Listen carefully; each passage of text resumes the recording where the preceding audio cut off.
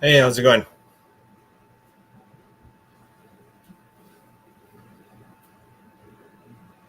Hey, can you hear me? I hear you. Can you hear me? Yep, I got you. Can you hear me? No?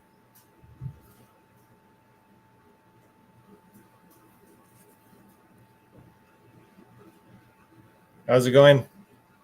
I cannot hear anything. Am I doing something wrong here? I don't know.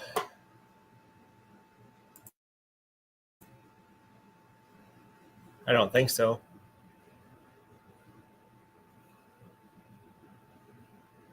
Um,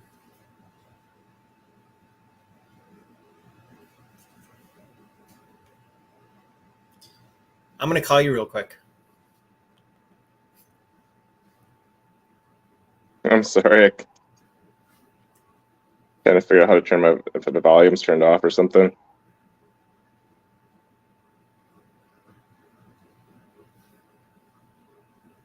Are you frozen?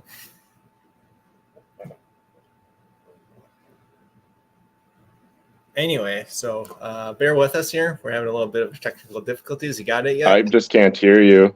I'm trying to get to something where I can like, just Are you on? turn the volume up.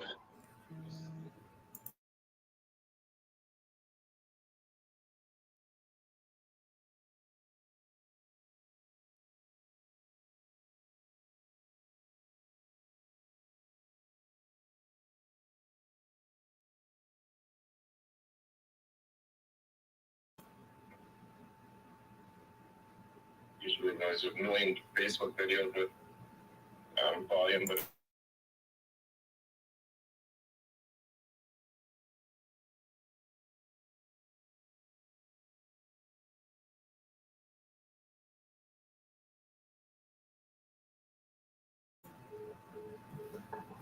you're good now? Yeah, we're good. Can you hear me? I can hear you now. All right. Sorry. My first time ever using a smartphone. I'm not that smart. I'm just a stupid fisherman. No, it's fine. We're all good. We're all good. Well, we got Okay. here, right? So, Yep. all right. So, how's it going? I'm doing great. How about yourself? Uh, I've had better days, but it's going well. I mean, it's sunny Yeah. out. It's Sunday. You know, Right. tomorrow's Monday. It's not a great day. Yeah. All right. So, let's just talk a little bit about yourself.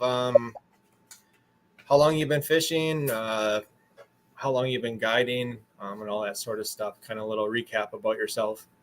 All right. Yeah, so I grew up in Neenah, which is I was like 2 miles from Lake Winnebago. So ever since I was probably 4 years old, we were out fishing on the Lake Winnebago. Grew up mainly straight line trolling with my dad. A 14, 16 foot boat, hold on to the rod, with your hand, and create big forms. And 6 years old, did a couple canoe trips with my grandpa up the Boundary Waters, and they had a cabin, and always bluegill fish, and catch the 3-inch fish or Casper, Northerns, and walleyes up there. But mainly fishing Lake Winnebago, straight line trolling when I was growing up. And then I think it was 2003, I bought my own boat and started experimenting with more ways of fishing and learning the lake more. Started tournament fishing 2004. Um, did that for 12 years, 13 years. Um, and once my kids got into too many activities and it wasn't feasible for me to utilize my time that way, I just kind of went away from tournament fishing and did fun fishing until kids were pretty much adults and decided, wanted to still be out fishing and be useful. So a couple friends had been guiding for a while, and they kind of talked me into guiding, and been doing this for 4 years now. I really enjoy it. Nice. All right, so let's. I got a couple bulletin points I want to kind of get at. Ask you to kind of get a little. Everyone can kind of get a little more info about yourself. All right, so could you share a particular moment that you consider a turning point in your fishing career?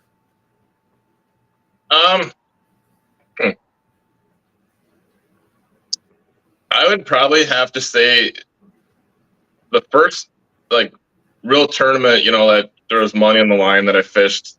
We went out there and caught 40 walleyes, and they were all too small to measure. And it was nice that there was a couple of guys that kind of took me under their wing and said, there's ways of like catching fish, and there's ways of like tournament fishing, and kind of opened my eyes that you had to be more diverse in what you're doing to be able to catch fish in multiple ways and target different qualities of fish and different kinds of fish, if that makes sense. Right.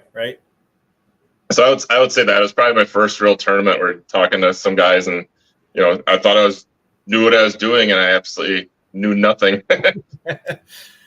Yeah, I would say, like, when I was younger, growing up, and I knew I thought I was new. I grew up on a lake, and I'm like, I got this. I know what I'm doing when it comes to fishing. I spent every waking second I could when I was a kid in the summertime.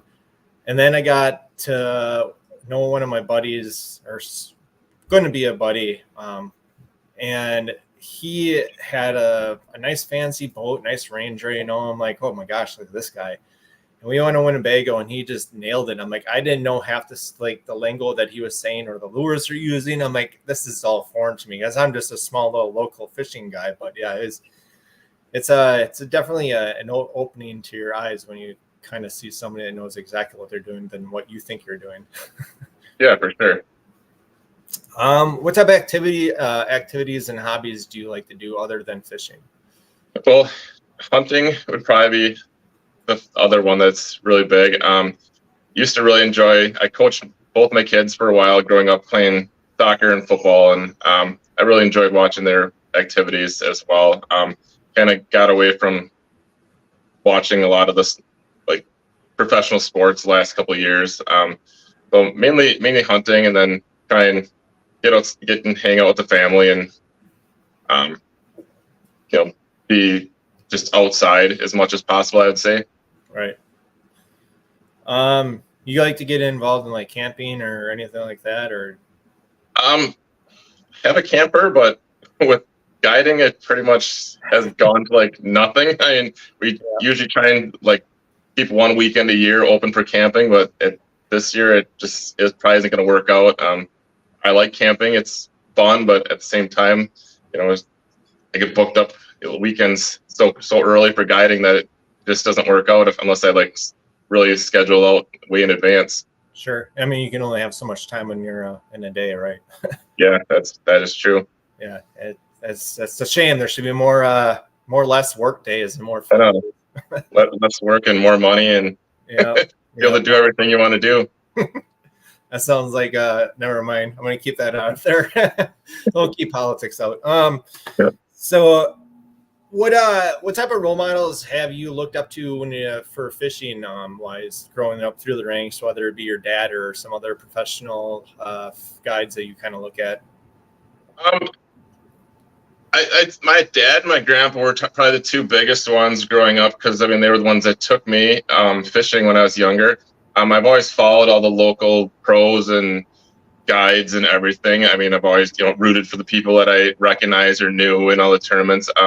But it would definitely be, as far as fishing, my dad and my grandpa. They both were the ones that taught me how to fish and took me and watched me tangle everything and wreck everything, and were somewhat patient with the best as a dad can do. Yeah.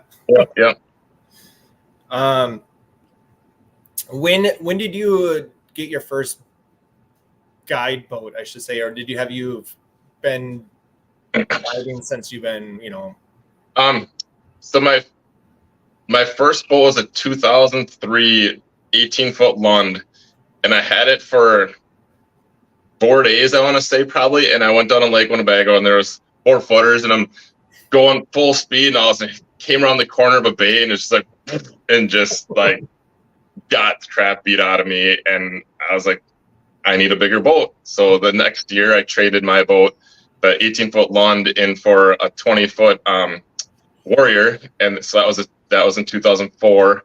I had that one until 2018 and ended up blowing up the motor, and it wasn't feasible to like polish a turd and put a brand new motor on this older boat. So I talked my wife into letting me get the boat I have now, which is 2018 ZB21 Nitro. Nice. How many And feet is that? Is that 21, 20? I think it's 21 feet 5 inches. Nice. Yeah, those fiberglass boats are the way to go if you can definitely do it. That's for sure. Yeah, I mean you're definitely limited, and you can't go on a lot of the smaller lakes like the Panfish lakes and the lakes up north. You can't get in with the bigger fiberglass boats, but you know, when it is rough on Lake Winnebago or the Bay of Green Bay or Lake Michigan or Erie, I mean, they're worth their weight in gold there. Right. Yeah, that's night and day difference for sure. I had a Mhm. I had a 17-foot G3 aluminum boat. Yep. And I went on Lake Michigan quite a few times, but sometimes probably not the best decision, but still managed to get some fish and got some good memories made off of that. But yeah, when you get on a fiberglass, that's a game changer for sure. Yep. All right, so let's jump right into the beef of this thing. What type of trolling techniques you would like to discuss here? All right, so I guess I'm gonna start by saying that how can I say this and not be offensive? I have what works for me. It probably doesn't work for everybody. I've learned a lot of things from people I've fished with. I watch a ton of videos on what people are doing, so I got what works for me. It might not work for you, or it might not work for the next guy, but this is what works and how I figured it out. I mean, it's how it works for me. So I got 2 different sets of rods because I pull crawler harnesses the majority of the time. So I mean, I'm not sponsored by any of these companies. I don't have any affiliations with them, but so this is what I have. Trolling rods, you can buy $20 rods or $200, $300, $400, custom rods. I don't see the need for having these expensive rods to pull around a planer board. A $40, $50 rod is just fine. I mean, and at the end of the day, my job is to put fish in the boat. So I want what works for me. And if I thought I needed an expensive rod to do it for trolling, I would probably have a pile of expensive rods, but that's not the case. So I have all my trolling rods are $40, $50 rods. I have for my crawler rods, I have these the Coots Lures Trollmaster Special SLX. I think it's an 8-foot rod. Yep, 8 foot. These are pretty sensitive tips, so you're going a lot slower pulling crawler harnesses. So you're able to detect like what's going on easier with the softer rods for crawler harnesses. Okay. And then for trolling crankbaits, I just have the Okuma Deadeye rods. These are the same thing, like $40 rods. You break either of these rods, you're not gonna like lose sleep over it. I mean, you put a new tip on it, go to the your local bait shop and get a new one. I mean, it's not like you're gonna be out your life savings. But I do feel the need to have a good line counter reel that because as much as I fish with them, you're gonna want something that lasts for years and years. You buy a cheap line counter reel, they are gonna get burned out in a year or two. These things are probably 6, 7 years old, and they work just as good as the day I bought them.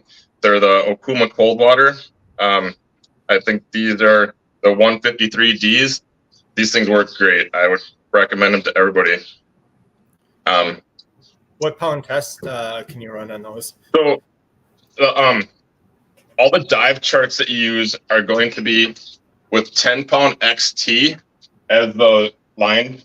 But you can buy this Trilene 12-pound big game, which is the same line diameter. It's half the cost as the 10-pound XT. Works just as good. I don't lose any more, any less with this as the XT. I mean, if you're going to do stupid stuff and run your lures and bounce them off bottom, you're going to lose stuff no matter what. I fish with this on Lake Winnebago, the Bay of Green Bay, Lake Erie, and I don't have any troubles catching 8-pound fish all day long, and it does the job. Or cameras. I don't know if you've seen that video.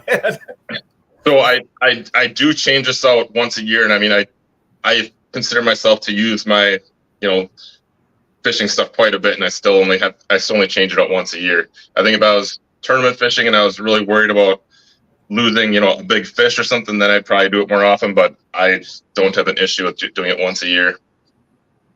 Yeah, I was going to ask you, do you get into local tournaments still, or is that just more time permitting?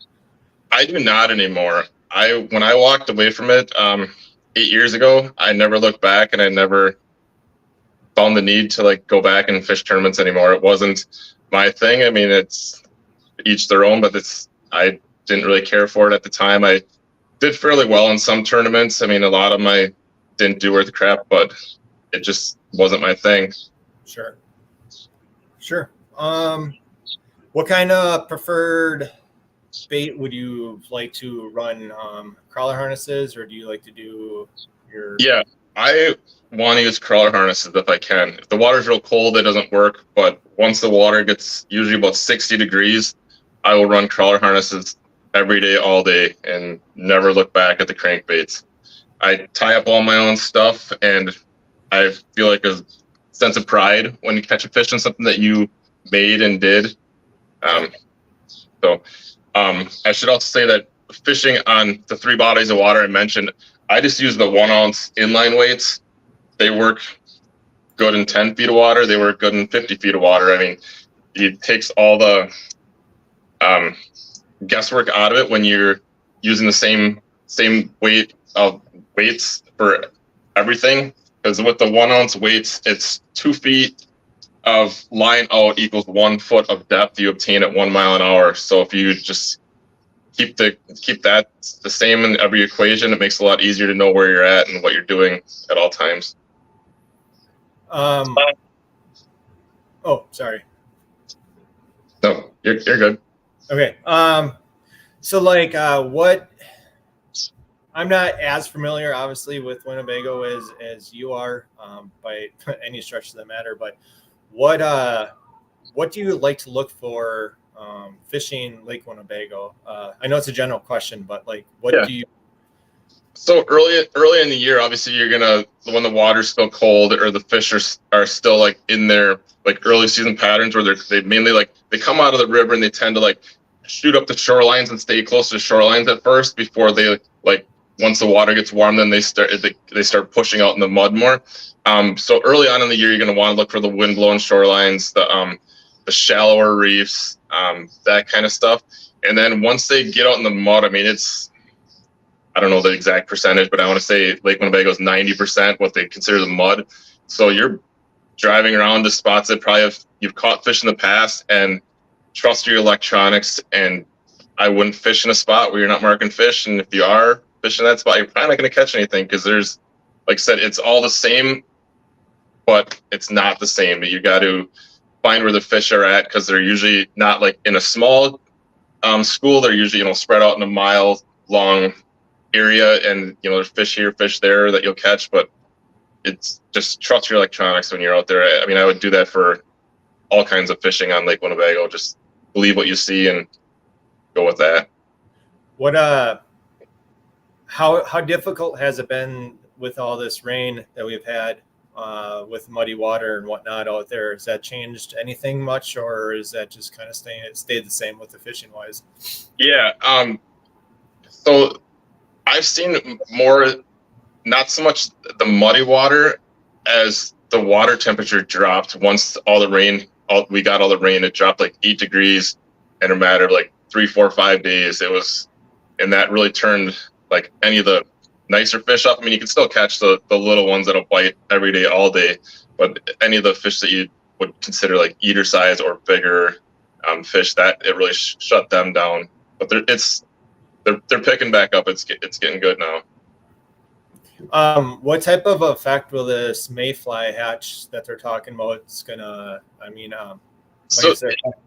yeah, traditionally in years past, I mean, when we get a good bug hatch, and I don't think we didn't have a very good bug hatch last year. It was pretty minimal, but it'll slow the fishing down for a couple days or a week. But the fish on this system, they're just gorging themselves the last 2, 3, 4 years.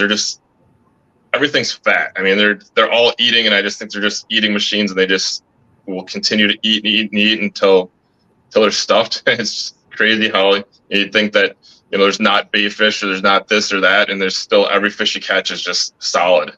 Right. I know. Has there been any record-sized walleyes that's been taken out of the Winnebago system that for was like, I'm not going to say record like Wisconsin record, but like, is there like, what's the biggest record for you? That's a better way to put it.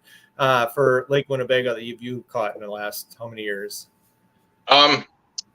So I want to say 10 years ago, we caught a number of fish that were in like the 27 to 28 inch range. And then with all the pressure, when it was still the 5-fish limit, the size of the fish and the numbers of the fish, you can see it steadily declining. And since they put the 3 or lowered the limits to 3 fish every year since then, there's more fish and the fish are getting bigger. So we've been catching a lot of nice fish this year that are in, the low to mid 20-inch range. I haven't personally caught anything this year bigger than 25. I haven't seen anything. But I know they're there. I've had friends send me pictures of 26, 28-inch fish, but I haven't caught any of them this year. Nice. But I would assume that in the next couple of years that the fishing should get back to where it was, 10, 15 years ago. Yeah, I was going to lead into another question with that. With this weird spring and the winter that we had, I discussed this with Ryan the other day too. Just to see your perspective on how do you think with the lack of ice and the lack of ice fishing will affect everything. So I don't like the cold anymore. I don't ice fish anymore. So I think if there's no ice, I think it's great. I know it's gonna probably a lot of people don't agree with me on that, but I mean, if they don't catch any fish all ice fishing, then there's more fish to catch in the summer when it's nice. So it benefits you more. Yeah. And I mean, this spring, I mean, I caught more fish in the river this spring or more walleyes this year than ever. I mean, it was nuts. You'd go out there and you'd catch 30 fish in 3 hours, and I've never seen that. I mean, maybe I'm just not as good a fisherman as other people that fish in the rivers all the time, but it was crazy how many fish we were catching every time we were going, and it didn't matter where we were or what we were doing. There was days when you'd be jigging a minnow, hair, like ripping stuff, and everything would you'd catch fish every cast or every time you're putting your line down. So if you would cut out trolling altogether, what would be your go-to way to catch walleye? I like the shiver minnow stuff. I mean, it's fun. It's neat to like catch fish when you're, I mean, ripping it. I mean, it's nice and you feels a little tick, but when the fish just hammer it, that's fun. I mean, I would recommend everybody try it. I know it's, you got to have specialized equipment to do it right, but it's a blast when you get into fish and you're catching them that way. Yeah, I've never done it that way. It sounds like a good time though.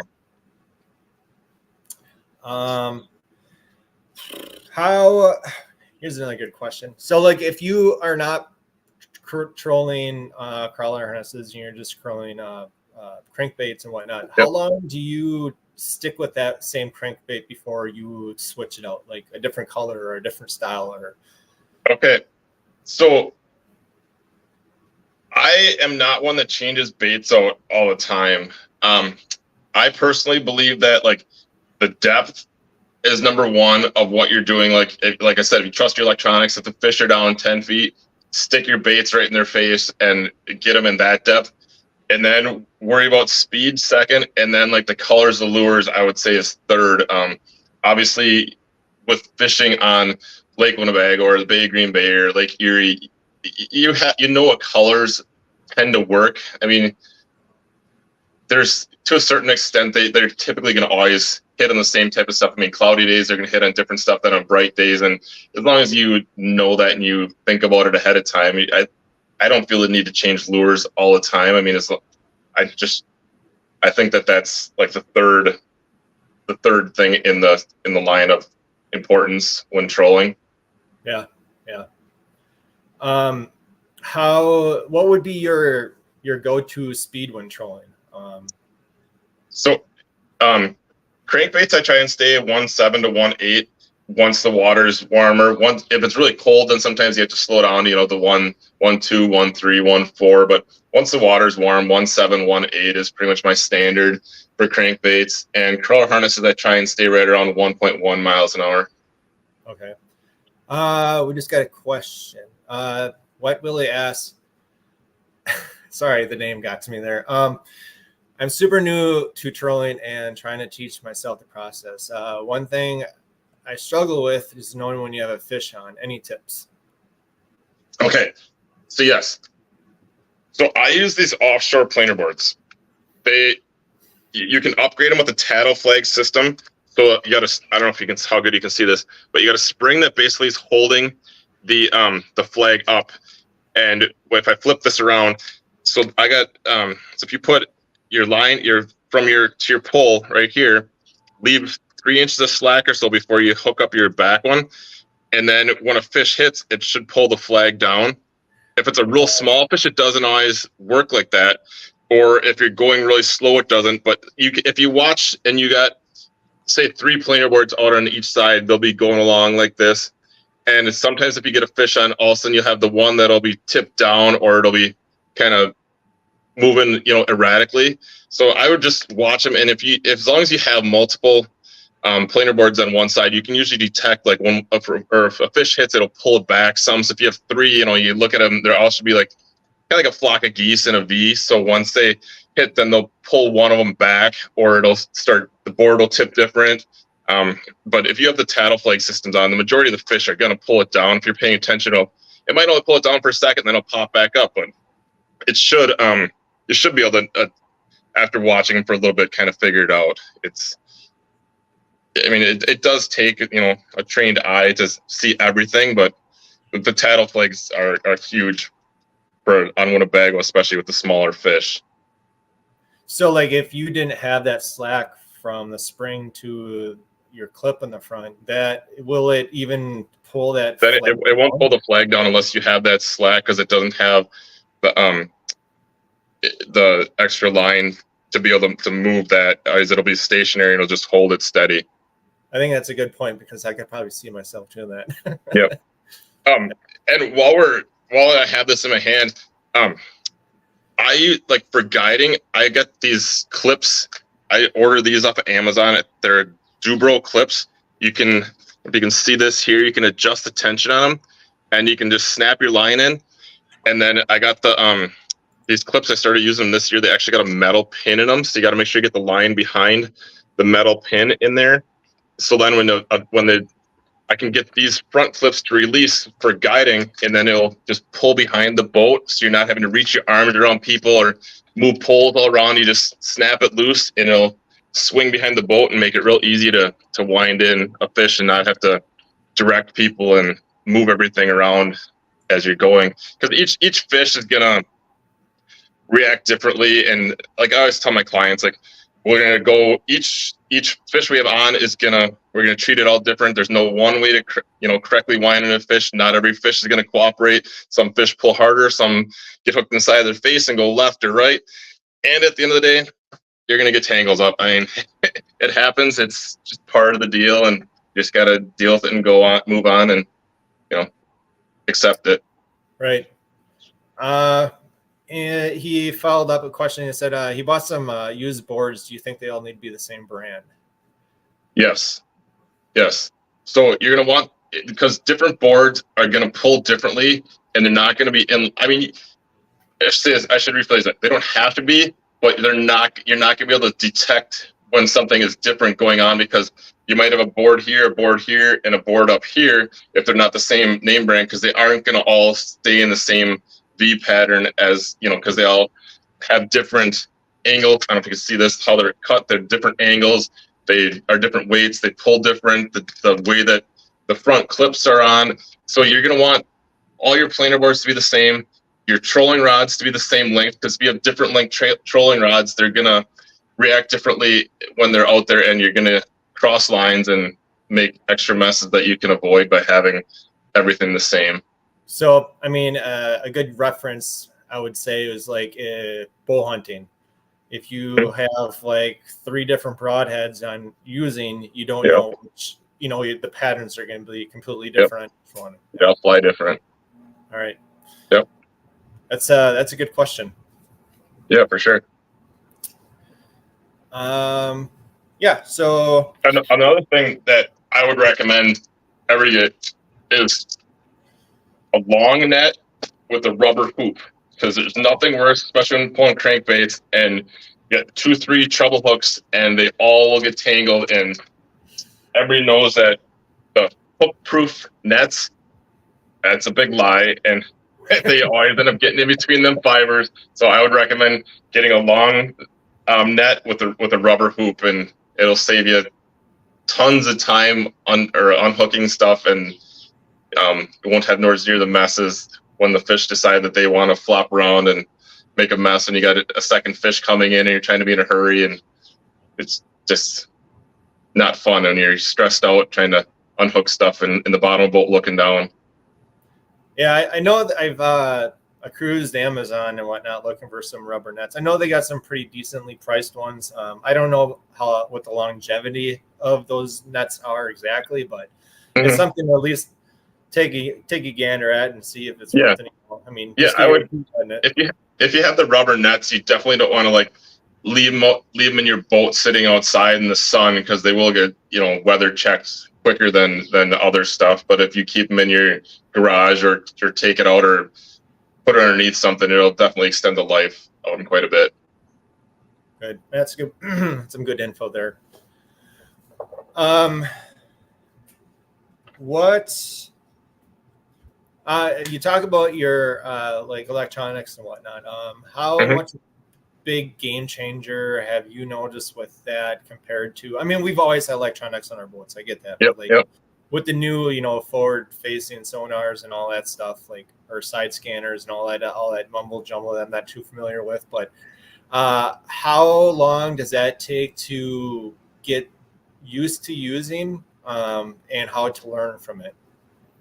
Okay, so the younger generation, it definitely is quicker to pick up on it with the the gamer stuff. I mean, because everything I have is touch screen, so it's like instant feedback, and you just play with it and touch it, and if it just hit the back arrow, and you don't have to worry about wrecking stuff. But the forward facing sonar is definitely a young person's game. It's crazy. Like, you're basically playing video games with fish. I mean, it's nuts. And the side scan is great too, because if you're in shallow water, you're not going to typically mark fish in the cone beneath you. With the side scan, like, you can adjust how far out. Like, I usually keep mine like 75 feet out, so you can see that there's fish 40 feet out on this side and right here. Even though you might not be marking anything underneath you at that time, the fish are still there. They're just spooked by the boat. I have the live scope that shoots straight down, and when I first got it, I was like, this is kind of a gimmick. Well, I was out fishing in Lake Michigan in like 140 feet of water, and there was fish that I would see on my screen at 60, 70 feet down. They'd get below my boat and like shoot down and out to the side. And I was just like, these fish are 60 feet down and they're still like scared of the boat. It's nuts how like you would never realize that unless you had some of the technology that's on these boats nowadays. Yeah, that's I guess that I never really thought about that, but I mean it makes sense, but you just don't really put 2 and 2 together. How much the clarity of the water and whatnot, especially, sometimes affects your fishing, because it's like clear water boat and you don't have any wind on top. I mean, that probably creates a big red flag for the fish. Like, what is this here? Oh yeah, for sure. And I know Ryan touched on it the other day too. Like, when you're trolling in spots and you make a pass and you catch a bunch of fish, and you're like, I want to go back over top of them, and you like pick up and you go back. Don't like go straight back. Half moon it back so you're not running over the fish, because you will shut them down for the day if like after a time or two of doing that. If they also, they'll still be there, but they're not going to bite because they know something's up. Right. Yep, that makes sense. And another point, like for newbies when they're trolling, you mostly want to go with the wind. It's so much easier to control your boat. Everything runs sure. I mean, the majority of people are going with the wind too, so you don't have to pay attention to as close to where everybody else is, because everybody's going in the same line. So you just have to make sure you get your space ahead of time and just stay in your lane then. Yeah, I was with the wind. So I hear a lot of, fish where the wind blows, or fish with the wind, or find wind when the wind. Like, yep.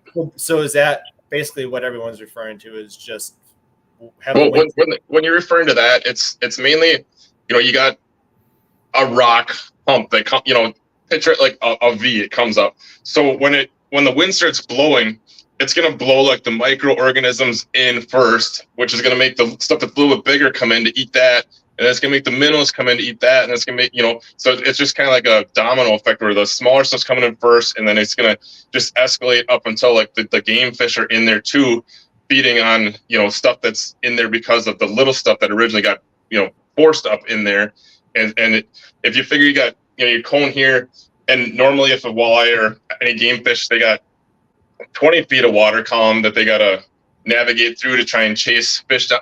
Well, if it comes up to 3 feet, then they only got to worry about, picking stuff off in 3 feet of water instead of 20 feet. And it makes it a lot easier. I mean, fish they tend to be lazy. I mean, they're going to take the easiest route to like obtain their meals. I mean, why would they want to work for it when they can just sit there and have stuff come to them? I mean, wouldn't we all like to have that? I know, that's how I work. Especially when it comes to hunting. I mean, not every guy wants to go 5 miles into a marsh and shoot a deer. They like rather have it 20 yards from the road and shoot it. Yeah, I mean, that's, you got 90% of the people are gonna be staying 100 yards off the road. Yeah.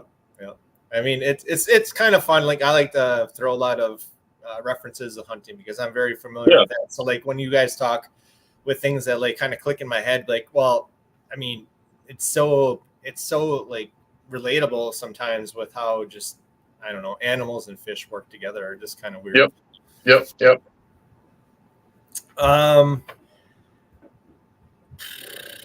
What anything else you would like to kind of touch on with the trolling aspects that you would like to go in further detail, or do you think you I guess like my thing would be, I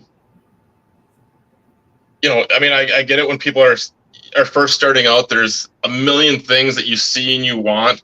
But yeah, there you go. How about the basics? Just to get the basics down, to get out your feet in the water and get comfortable with it. You could go to your local bait stores or your Fleet Farms or whatever, and get a trolling combo with a lower end reel and lower end rod. I mean, if you got 4 of them, spend $40-$50 a piece to start with. I mean, I'm sure you'd probably, everybody wants to have, 20 rods, but if you started with 4 and had, probably get it for $200 total, and you can get, the flicker minnows and that stuff. I mean, everything's getting more expensive, but I mean, you get some of like that stuff, or go to, your local bait shops are the best, because they're going to be in touch with what's going on, and they'll steer you and be like, this is what's best for you. I mean, if you go to the big box stores or you order online, you're not going to know what's working best in your area. If you go to one of them places, because everything's pretty much the same price everywhere. Just go there and they'll walk in on the aisle and be like, get 2 of these, 1 of these, 1 of these, and 1 of these. And I mean, that's how I would recommend somebody new to fishing. Just go to a smaller bait shop and they'll tell you what works in the area, what they recommend you get just starting out. But like you should be able to get half dozen baits, for $20-$30 and a couple rods. I mean, a couple planer boards, so you probably get going for $300, I would say. Maybe a little bit more, depending on what y'all are looking for. But there's no need to like go out and get 100 of this lure and 100 of that lure when you're just starting out. I mean, because you don't know if you're going to like it and how it's going to work for you. I mean, if you go to the bait shops and they'll tell you what's working at that time, and if you catch fish, it's always better to like make you want to come back the next time, versus if you go out there blindly and don't catch anything, because then you just get discouraged and like, oh, I suck at this and I don't want to do this anymore, and why would I waste my time when I'm doing this burning gas and I got X amount of dollars wasted on this and that. But when that happens, you can join a chat like this tonight and you can learn from that. Yeah. I mean, honestly, you get frustrated. Resources are the best, when you can reach out. Everyone can give a lending hand. fishing community is a lot bigger and a lot friendlier than I think a lot of people take. Yeah, I mean, there's obviously bad stuff. I mean, you see too, you go on some of the Facebook groups and then somebody asks a question that all I do is get ridiculed and whatnot. And I don't get the point of it. Like, what's the point of like wasting your effort to like just move on? And if you're not willing to help, it doesn't pay to be that way. It's like it's how much easier to be mean than it is to be nice. I've never gotten like the point of why people have to feel the need to be that way. It's like, what are you gaining from it? No, self-gratification, maybe. I don't know. Yeah. All right. So we got another question. What Willie asked, he wants to see if we go over the general setup of the boards in relation to the poles on your boat and how far you separate your boards. Do the boards need to be far from the boat? Okay. So if you're open water trolling and it's calm and there's nobody around you, send them. Like, take up 30 feet in between each board, so you're covering an 80-yard swath of water at a time.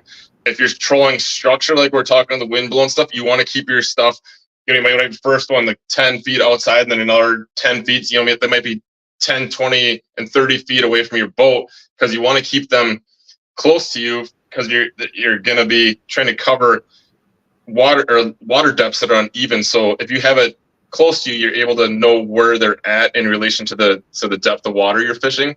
But if you're open water fishing and it's calm out, go farther. If it's real rough out, you can't spread your stuff out as much either, because the waves will come and they'll end up crossing boards up. So there's a lot of variables to that question, I guess it would be what I'd say.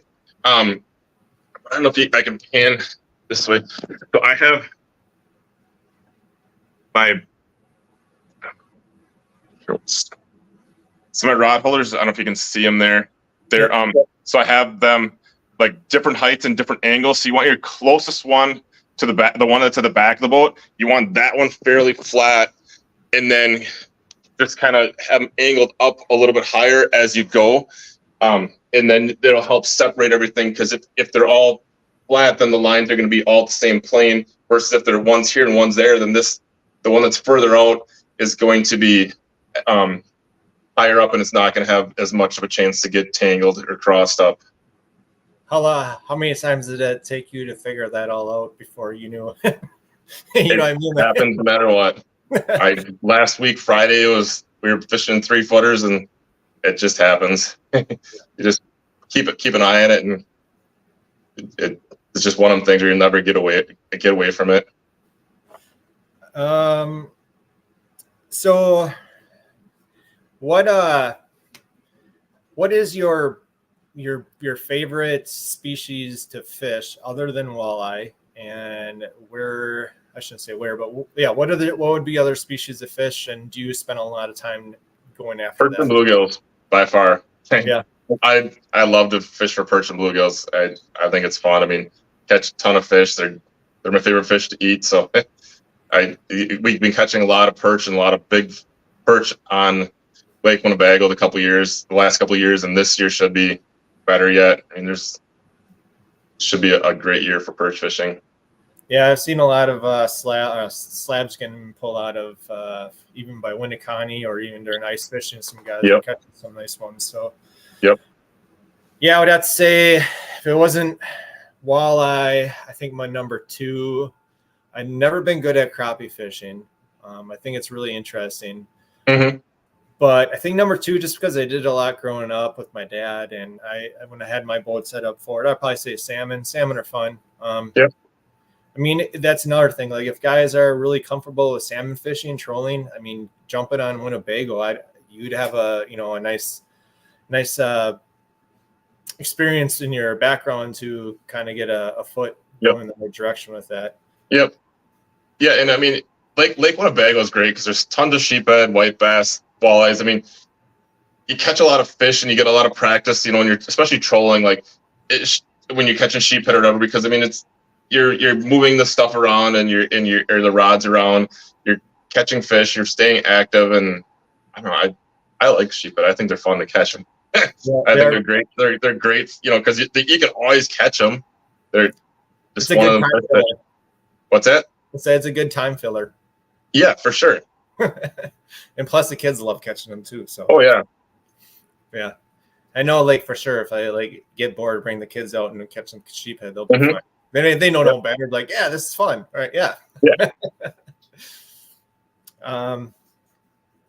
Yeah. So let's see here.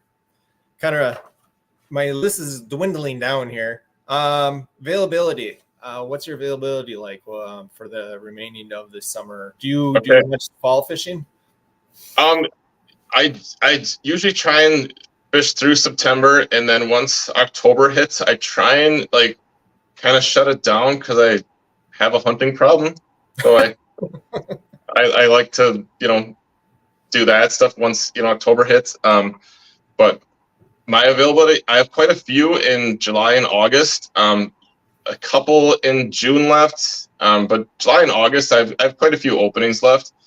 And then like once August hits, I try and do a lot of perch fishing into September as well. So I try and like steer more away from the walleyes into the perch fishing in that time frame too. So I mean, I want to make sure that I'm giving that I take out the best opportunity to catch fish. So if I'm concentrating more on perch, I don't want to like fish for perch 5 days in a row and then also throw a walleye trip in when I haven't been, pre-fishing for them and go out there blindly. I don't think that's fair for anybody. So I try and, tell people the time frame they're in, like this is kind of what I'm targeting, are you on board with it? And right. Be open and honest with everybody. I don't like to have people get in the boat and be blindsided and not know what they're getting into. So well, today we're going out and catching some sheephead. Yeah. Yeah. Only all the other species are getting thrown out. Yeah, there's too many walleyes though. They get in the way of the sheephead fishing. Do you guide Bago for crappies? I do not. I haven't fished for them in probably 12, 13 years. So I don't even want to I mean, I would like to go fishing for them, but I don't want to tell people to take them out, and because there is definitely better options if that's what people are wanting to target, or different. There's definitely better people for that. Is Winnebago really good for crappies? Because I know some local good friends of mine that do really good with it, but I've never really put two and two together. Yes. I know when I used to fish for them, it was always the best, in the May time frame. And then after May hit, I always was walleye fishing. So I never targeted them after, the end of May. So it could be great, right? All the way through the summer, but I don't know because I've never tried to target them after May. But I know there's a lot of them there. I mean, when we used to fish for them, we'd catch as many as you wanted on when you're on them. Right. I mean, when I do my fish reports and I check in with Bill and whatnot, he always some sort of crappie information going on down by Fond du Lac or whatnot. So yeah, I don't know. Yeah, so just to make sure, if anyone has not checked out any of the fishing reports, check those out. They're put out once a week, every Thursday. Ryan's on there and a couple other guides and local bait shops. We get information out and we try to get the best information as we can without giving away the spots. But kind of give everyone a generalization, what's biting and where and what to use. And also we have... I really appreciate you looking me up and having me part of your team here. Definitely helps get my name out there. It helps a lot having you guys do it for us. It goes a long way. I mean, when we first initially wanted to do it, I was real skeptical because I wasn't sure if anyone's going to be let's give information out, But it's overwhelmingly a good surprise. So everyone's so on board with this and been pretty supportive for the most part. So yeah, it's been a good ride so far.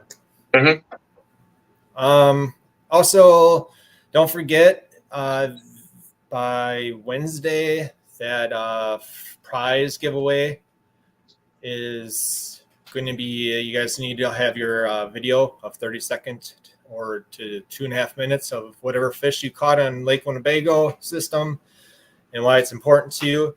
And the first week winner will be getting a free guide trip with this guy right here. So would you like to be talking about what are you going to be fishing for that first week prize giveaway? Yeah, we'll be fishing for walleyes. I'm hoping to like do exactly what we're talking about today. I mean, the fishing has started to turn on out in the mud, so it should be great. And give another week and a half to be ready for us. I envision us catching a lot of fish. I think it'd be fun. And also, it's going to be recorded on for your viewing pleasures, and you guys will get a copy too of the trip. So it'd be kind of a nice little memento with whoever you bring along. It'd be a good time. Also, don't forget to. I always have a bad habit of saying this for any of my videos I make, but just don't forget guys to like and subscribe. It goes a long way, so you guys can get these information up to date, get sent to your phones, and yeah, I don't know. Yeah, I put most of my trips on Facebook as well. I'm trying to do more on Instagram as well, but if you like my page on Facebook too, I'm usually pretty up on what we caught and what we're doing. So or if you want to come out when you see that I'm catching fish, I'm usually not like booked up forever, so I can usually, if somebody calls, and I can usually get you in, within a week or so. So just if you like that and stay on top of it, and we can get you on fish. Do you do just mainly weekends, or do you do week trips too? No, it's all over the board. It's weekends, weekdays, I whatever works for people. All right. The Tuesday, Wednesday, Thursdays are definitely the better options for catching fish. I know that people have jobs and they got to work and that kind of stuff, but there's less people usually in the way. There's less pressure on the fish, so it's usually better fishing on Tuesday, Wednesday, Thursdays. But I'm always amazed. Like, you go to a boat ramp at on a Wednesday at 10 a.m. and it's full of vehicles and stuff, and literally people are working from home out in their boat or something. Yeah, the COVID did it all. Everyone is working from home. So. I mean, honestly, I think that's a big game changer. What happened though? I mean, once COVID hit, everyone not just to say everyone, but a good percentage of people end up working from home, and I think they stayed. So their flexibility has gotten pretty good. For sure. Yeah. I don't know. I just make sure you guys, like you said, go to his page, check him out. If you guys want any guide trips with him, give him a shout out, like and follow his stuff. And I know shortly here it's going to get pretty busy with the summer with everyone doing their thing and whatnot. But just don't forget to enter those videos in and get a hold of this guy, get on the lake, and get some good fishing action in. Yeah, give me a call, especially if you have an exact date you want. I mean, I know some people are flexible, but some people, they only got Tuesday, July 17th open. I mean, if you want an exact date, call as early as you can so we can make sure we can make it happen. Right on. All right, well, we'll have all the information, your page info and stuff at the description when you're done with this video here. And well, I think that would be it, unless you have something else you want to share. I think I covered everything I was hoping to get through. Thanks for having me. Yeah, no problem. Any of the viewers, or are we pretty much caught up? Let me give it a little bit here just in case somebody wants to ask one, but probably not. All right. Well, with that all, thanks for joining, and everybody have a good night, and we'll speak to you soon. All right. Thank you, guys. See you, Ryan. All right.